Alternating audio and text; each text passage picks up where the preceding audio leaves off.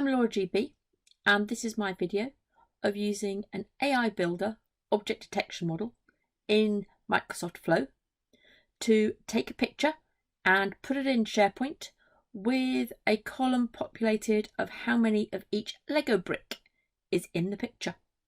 Before we start building our flow, let's just quickly walk through the things that have been done beforehand. So, using Shane Young's video, I've already created a model which has got 22 images in it, and it's detecting two different objects. And if I look at what those two objects are, the details of the entity used is an entity called Lego, and we have two. We have block 1 by 1 and block 2 by 2. Shane Young does a really good job of showing you how to build that model. I will put a link below the video. And then I have created a solution. So here's my solution Lego. And I've started, just to get things going, a flow. So if I go and edit that flow, you'll see we have a trigger that asks for a picture, okay, asks for a file to put in. And then I've got 3 scopes, which are just the 3 parts of the flow. They're all empty, ready for us to build. So, our first action into the get predictions. We're going to add an action, and we're going to search for an action called predict. And there we are, predict. Now you'll only find that in flows written inside solutions. So, first question is, what's the model? And the model is Lego. Then it asks for a request payload. Into request payload, we need to put in a string. And I will give you links to where I found this, and I'll also write a supporting blog. So in there, there's that string there, and between those 2 quotes, we're going to insert a value constructed from the picture. So it's an expression we start with, and the function we are looking for is string. Okay, as soon as you open the brackets, up comes the thing to help you. So we get rid of the hint by pressing escape. We click on dynamic content, and I'm going to go for the Lego picture, and it will type all that part in for you. Then we click OK, and make sure that that is between the 2 quotes. Next, we're going to add an action to have a look at one of the parts that come back from predict. Let's put in compose. And there we are. We get compose, and the input I'm going to put into there is the response payload. So we've got our get predictions, and inside there we've got to predict, and we're going to have a look at what comes back. So I'm going to click save, and then when that's ready, I'm going to click test, and I'll perform the trigger action, save and test, and it should prompt me for the picture. Click import, going to pick one of my pictures, and I'm going to click open and click run flow, and it started successfully. That's good. Click done, and there we are, it ran successfully. And if I look in get predictions, and if I look in the compose, you'll see there's a JSON string that's appeared. So I am going to click into outputs. I press Ctrl A and Ctrl C to copy it. We then click edit, and I'm then going to add an action to parse that JSON. I make it more usable for other steps. So we look for the parse JSON step, and this is a trick you should know quite well. Parse JSON, use the sample payload to generate the schema. I click on there, Ctrl V, and I paste in what came back off that compose and click done, and it will generate the schema for you.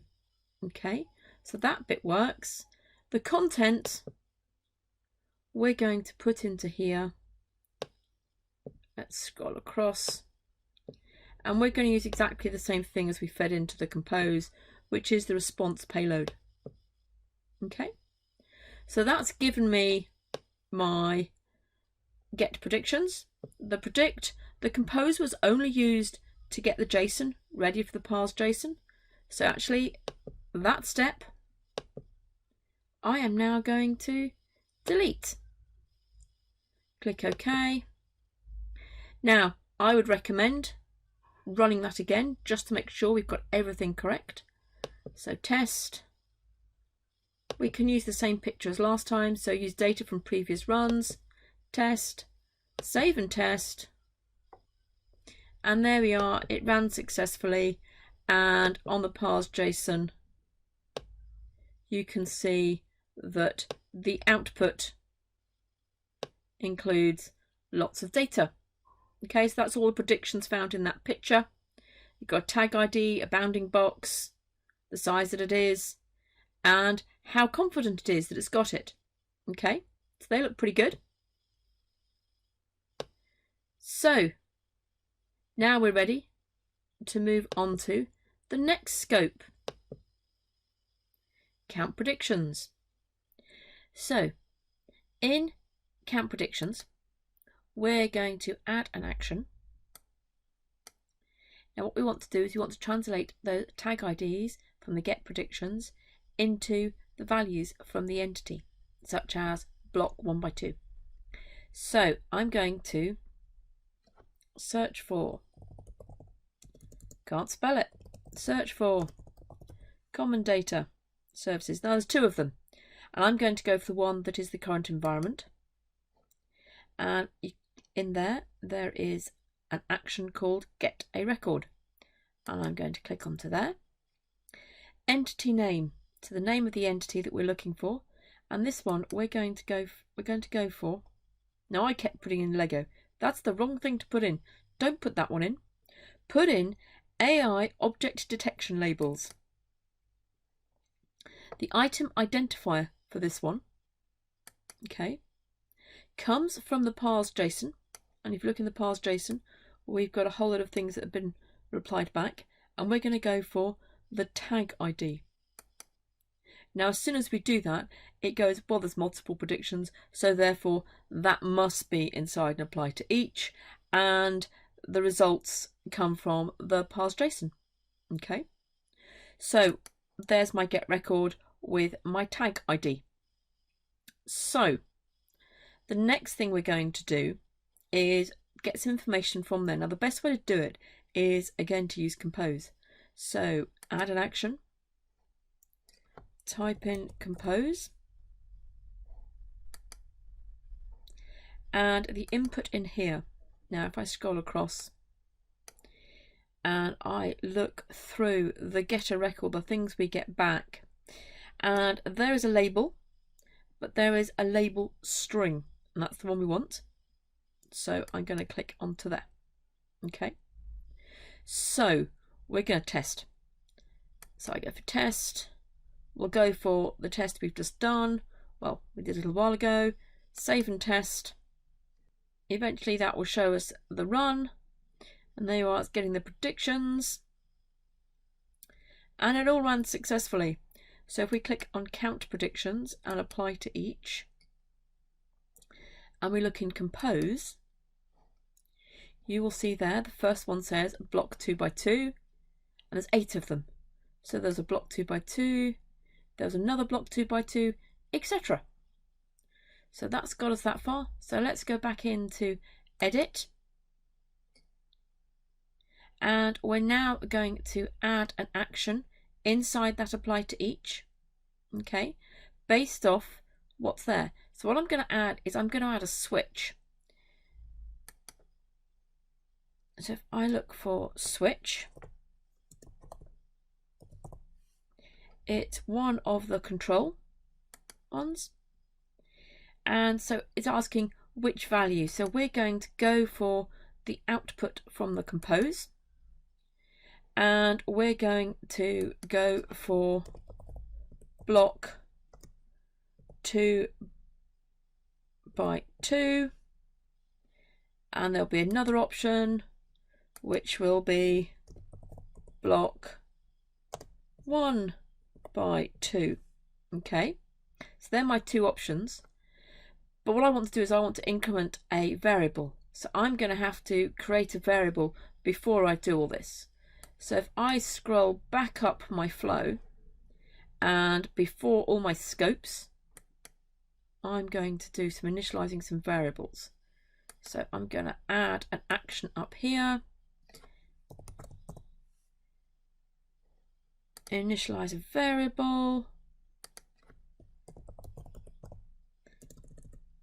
and I'm going to call this one block 1x2, and it's going to be integer, and it's going to start at 0, and I'm going to do another one, initialize a variable, and this one's going to be called block 2 by 2, and that's also going to be a string, and no, it's not going to be a string, it's going to be an integer, and it's going to start at 0. Okay, so I've initialized those two variables. Back into count predictions, and back into the apply to each, back into the switch, and the first case, which was block 2 by 2, we can add an action of increment a variable, and we're going to increment block 2 by 2 by 1. Okay, and we're going to, into here, we're going to add an action again to increment a variable 1 by 2 by 1. Okay, so that's done all those things. We've got our switch, which happens after our compose, apply to each. So we end up with a total of how many at the end. So we're just going to do a quick test using exactly the same data as before. And our flow ran successfully. So let's go and have a quick look just to check. And into count predictions, let's expand the apply to each. And scrolling down a bit, we can see in there. And let's expand our switch.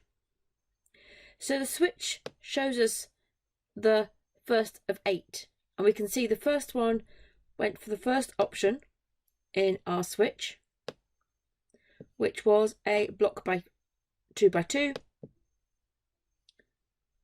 And if we keep scrolling down, we can see that the variable block 2 by 2 got incremented to 1.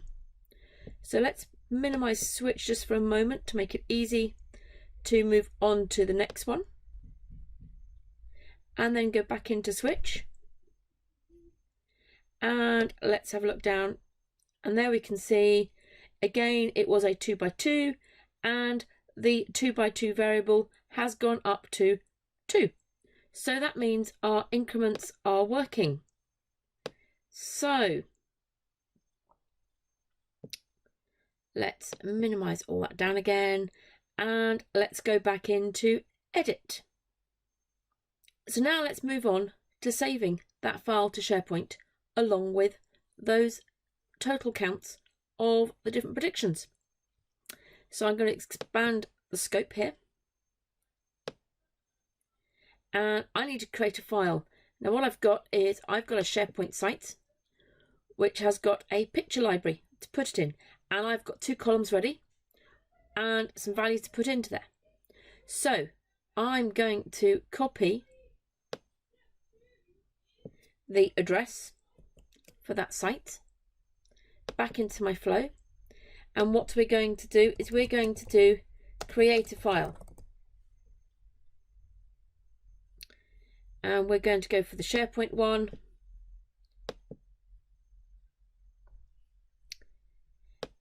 into here, we're going to go for a site address, and I'm going to enter not that one. I'm going to scroll down and enter a custom value and paste it in. The folder path, let's look into there, and it lists all my folders, and there we are, Lego Pictures. The file name, now I'm going to use something which we can guarantee is unique. So if I scroll down and look under the trigger, there is a timestamp, an idea I picked up off another blog. And let's give it an extension of .jpeg, and the file content is going to come from the trigger again and is going to be the Lego picture. And then we're going to add an action. And we need to update those two columns. So I'm going to go for update file properties.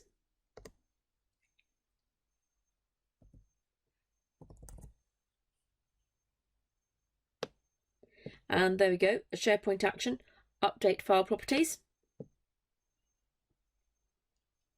The site address, let's go for that custom value again.